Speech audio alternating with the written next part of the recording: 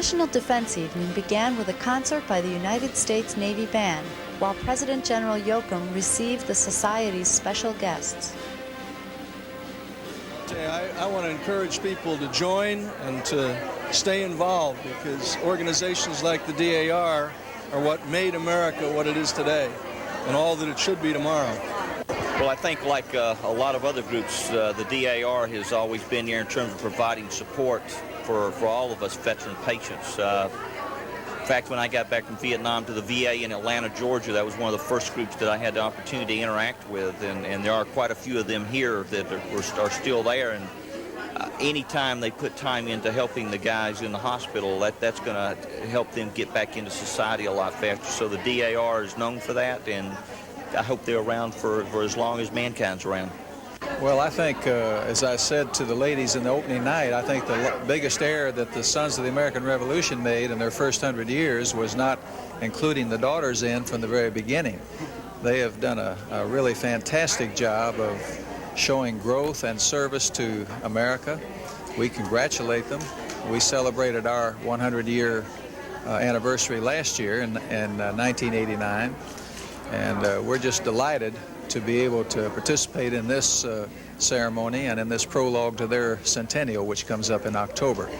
And I know that their next 100 years is going to be dedicated to that same spirit of 1776, keeping that flame aglow as it was during the first 100 years.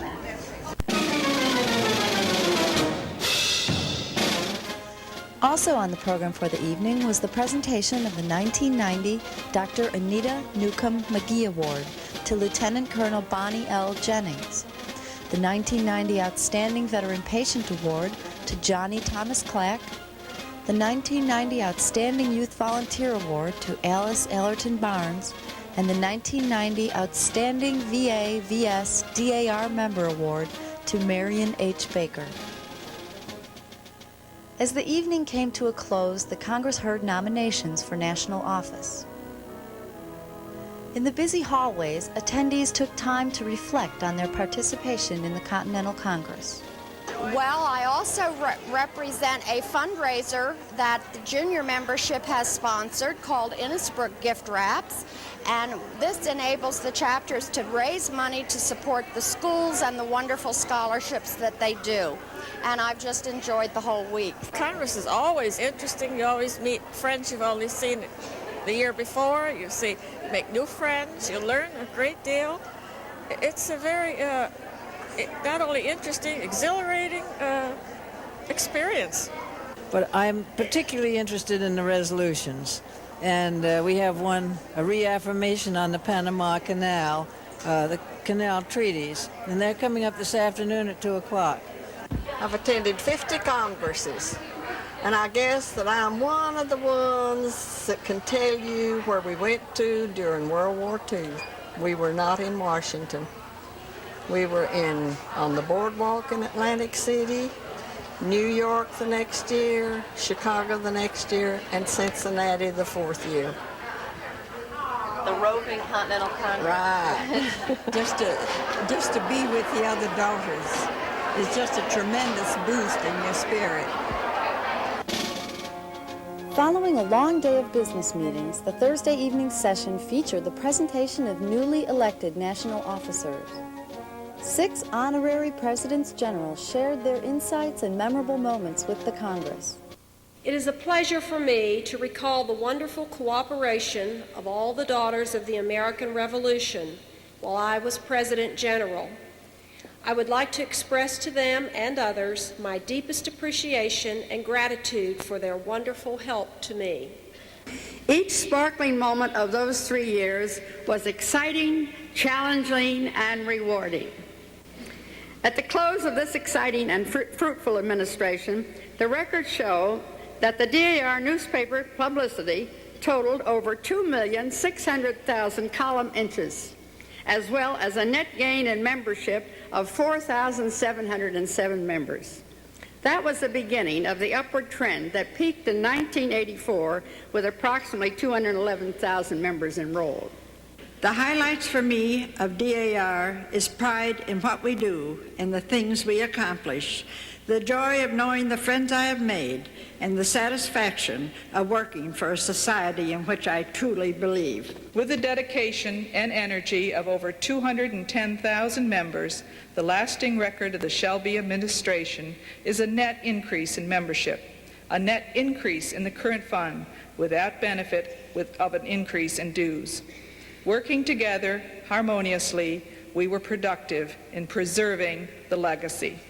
Madam President General, the 3 years which you and I shared in the leadership of the society were exhilarating, challenging, and by George, they sure were traumatic. But I have chosen to speak to you tonight of the most, I guess the happiest, and an event which I wish that each and every one of you could have shared with us. The glorious days of our patriotic pilgrimage to France to celebrate the bicentennial of the treaties of Paris and Versailles will never be forgotten. It was one of our most thrilling moments in modern time. The air was charged with camaraderie and goodwill, and the DAR never looked better. John Warner said that the DAR trip to Paris was the greatest boost ever received to promote Franco-American relations.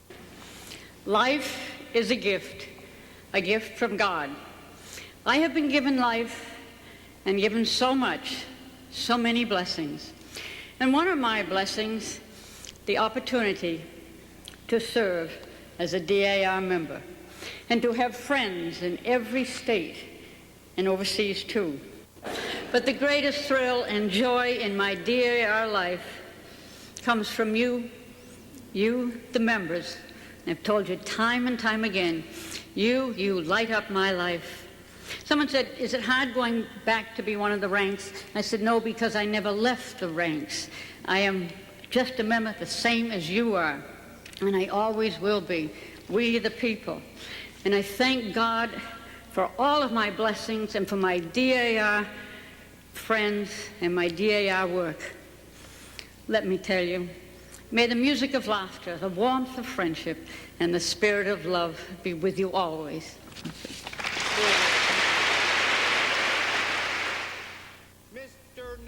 Rob Coles provided a remarkable performance entitled Meet Thomas Jefferson. When I became president, I was most proud of our purchasing the Louisiana Territory. We broke precedent at the White House by actually shaking hands with our guests. Both my predecessors, Mr. Adams and Mr. Washington, had been very formal. They stayed a long ways away from just about everybody. With the help of my daughter, Patsy, we changed all of that. In fact, before I left the White House, we changed a lot of things. In my last year as president, I was invited for Sunday lunch out in the country, and I was riding my horse Eagle out, and I saw two little boys right along a fence row. And I stopped to inquire what they were doing, and one of them said they were trying to dig out a groundhog. And I said, do you think you'll be able to get him? And the other one looked up at me, and his retort was one I'll always remember. We've got to get him. The president's coming for dinner.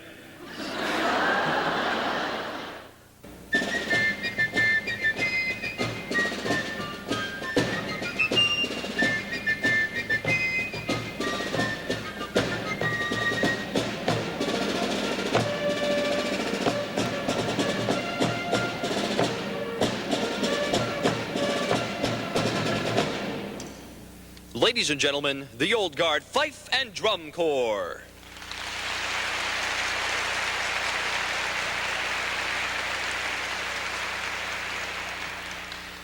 During the Revolutionary War, musicians served three basic functions. They were used to relay commands for troop maneuvers on the battlefield, to regulate the day-to-day chores and activities of camp life, and to raise the morale of the soldiers by providing musical entertainment. The instruments that the Corps uses are patterned after those used by the Continental musician. And like the Continental musician of the Revolutionary War, the Old Guard Fife and Drum Corps wears the reverse colors of its parent infantry unit to be more easily distinguished by their commanders through the smoke of battle. The drum major of the Corps wears the light infantry cap, made of leather and covered with bear fur. He issues silent commands to the musicians with an espontoon, an 18th century weapon carried by officers. Listen now as the fife, bugle, and drum sections demonstrate the versatility of their instruments as they play in solo formation.